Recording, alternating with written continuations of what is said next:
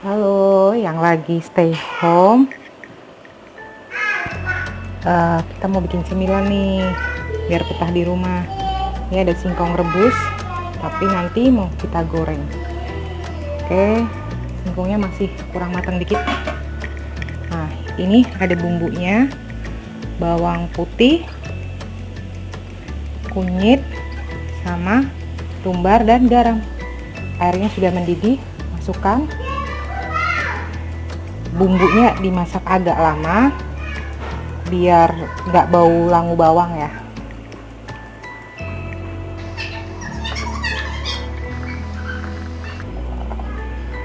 Ini bumbunya dimasaknya agak lama biar nggak bau langu, karena tadi saya pakai kunyitnya kunyit mentah.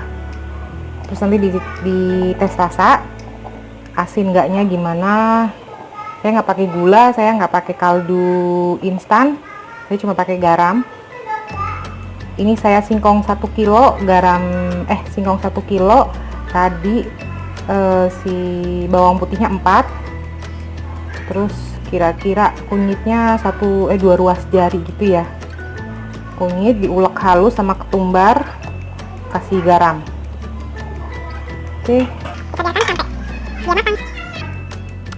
kalau bumbunya sudah kayak matang, sudah nggak bau langu, kita matikan kompor.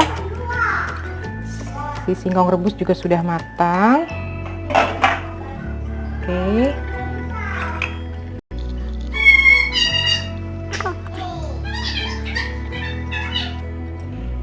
semua dimasukkan ya. Ya, saya belum punya yang penjepit itu.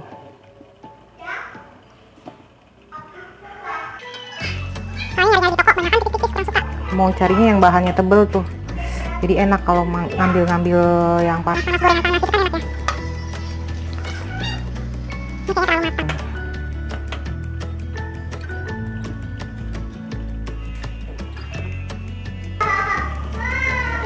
Sudah terendam semua ya, kita tutup terus biarkan sampai dingin. Kalau saya sampai dingin, biar bumbunya juga meresap.